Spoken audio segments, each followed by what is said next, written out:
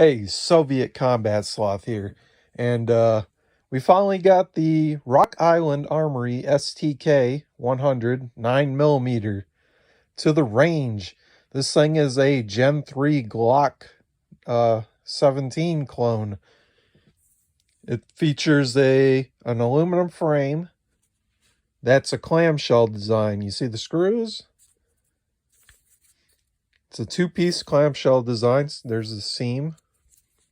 Kind of like there's other companies that kind of do stuff like this too, like Keltec will use two halves of a plastic frame and screws and slap their guns together. And so it's not like an entirely new concept, like just that this is one of the first companies I know of to do a Glock clone with this aluminum frame and clamshell design. It's got lightning cuts, like I said in my review, if you've seen that, and an accessory rail for lights and lasers. Also is cut for optics. I had it to the range. All I did was run it on the iron sights, and the indoor range is a little dark, and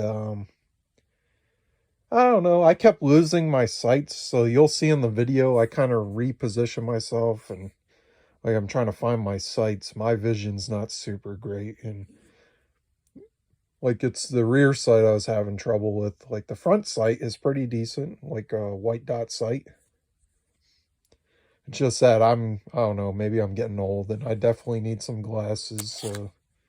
But we ran 177 rounds through this gun with 7 different mags. Ran a 21 round Magpul P-Mag, Glock mag. I've never really had any issues with this mag, so we ran standard capacity 17 round Glock mags. There's another Glock mag. And we ran the 2 included STK branded. These are Korean KCI mags, I believe. And we'll roll in some range footage and stuff, but you'll see that I did have, I don't know, maybe half a dozen plus or minus, maybe. I can't recall the exact count, but we did have a few failures to eject. I am not sure why. And it wasn't with any specific mag, I don't believe. It was those malfunctions were spread across multiple different mags. And it wasn't just with what did we run for ammo? Let me see here.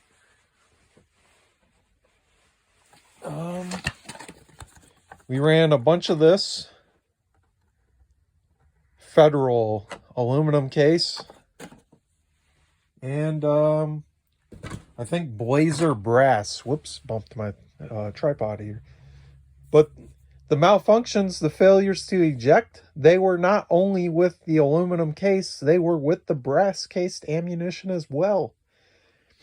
And the aluminum case is just standard stuff, 115 grain, full metal jacket, round nose. The Blazer brass was same thing, 115 grain, full metal jacket, round nose.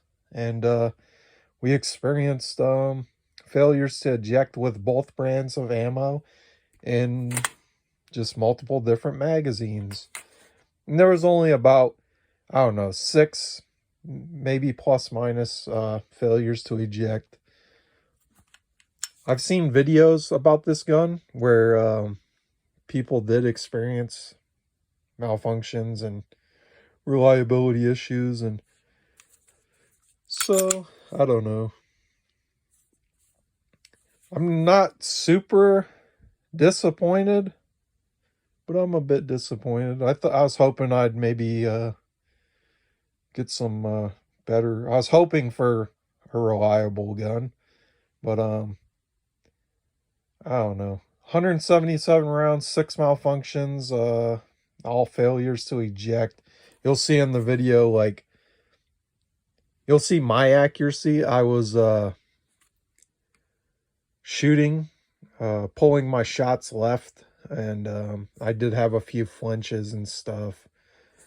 Like my VZ61 Scorpion video, you'll see I had the same issues. I flinched a little bit, and my Taurus PT99 video, I did that the same day as the Scorpion, but that's just me. It's not the gun. Like, that's me pulling left. I gotta work on my trigger control. I gotta work on my just getting out and shooting, getting over the whole flinch thing. Like, with those last couple videos and this video, it's probably, I really haven't fired a gun for 5 years or something. Like, not on paper out of range or anything, like just into the dirt I fired. But so I've got to reacquaint myself with the whole shooting thing. Like, just got to work on my trigger control and my flinching, I guess. But we'll roll in some range footage, and you'll get to see the malfunctions. I think I've got every round I shot on camera.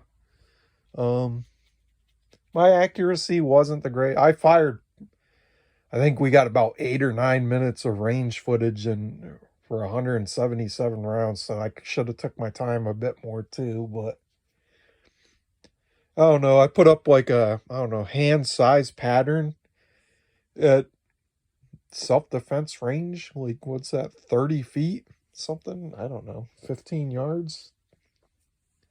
And, I don't know, firing semi-quick with my aging eyes, I guess. Like, I'm 35 years old, 36 soon.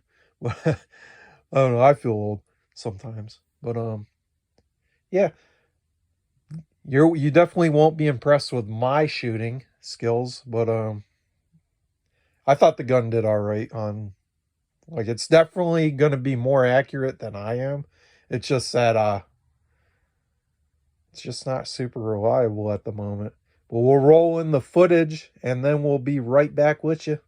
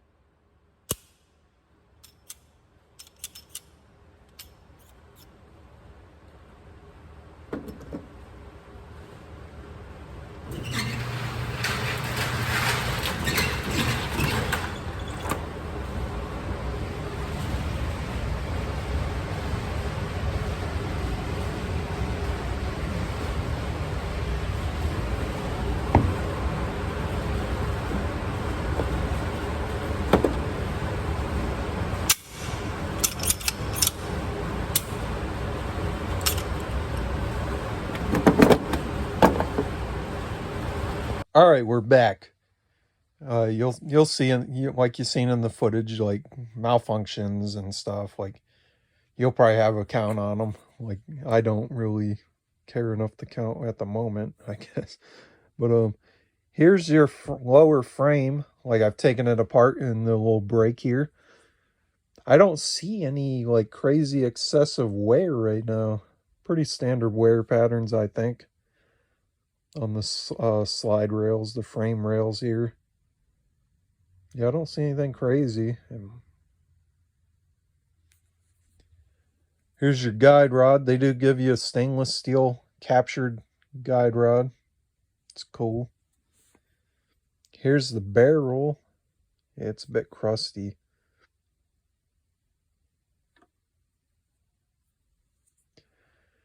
I'm not sure what the failures to eject. Like it could be that there's maybe there's a little bit of burring inside the chamber there. Because it did happen with aluminum and brass cased ammunition. So could be actually too that the extractor here could have something wrong with it. But here's your slide. I don't see anything super crazy excessive on here. There's the breech face. It's dirty. I have not cleaned it since the range.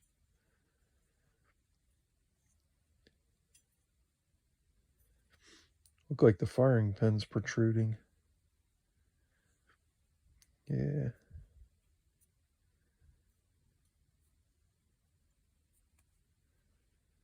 Yeah, I don't see any crazy excessive wear.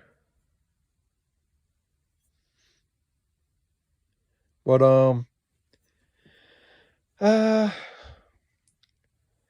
before I was gonna say we'll give my final thoughts. Like my final thoughts, I guess, would be it's a $350 gun. Like watch some other YouTube videos in addition to this one, I guess. And then maybe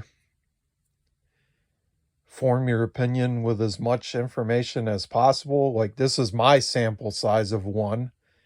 And compared to some of the other YouTube videos I've seen on the gun, this one, I've seen some videos where the guys had pretty unreliable models and unreliable samples. And I've seen some that performed pretty damn well.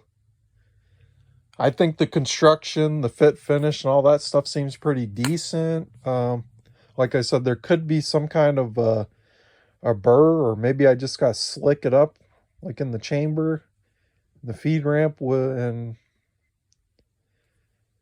maybe that'll take care of the failures to eject. There could be some kind of burring in there that I don't see. Before I do any of that, though, like I will take it to the range again and fire another 50 to 100 rounds and see what happens, probably with a different brand of ammunition.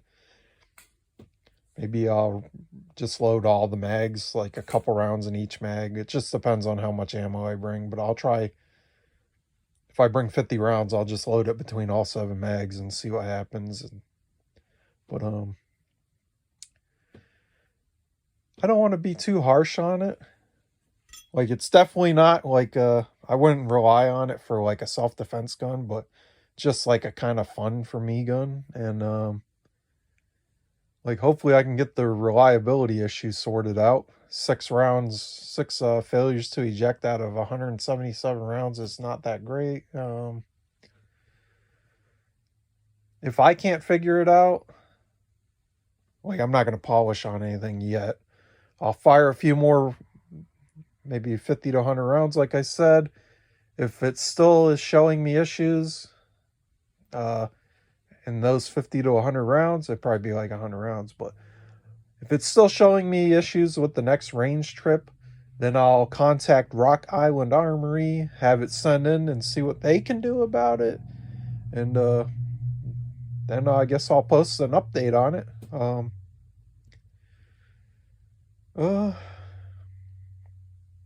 I don't know if I'd recommend the gun. Like I said, you'd want to get online, read reviews, and watch as many YouTube videos as you can, and form your own opinion on it. And even better would be to, if you have a friend or a range near you that has rentals available of this particular model, that'd be great.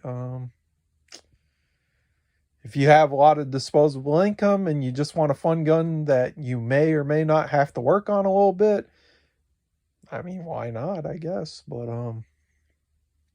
yeah. I guess in the future I'll probably do another little update on it, and I don't know, but I guess for now this is Soviet Combat Sloth signing out.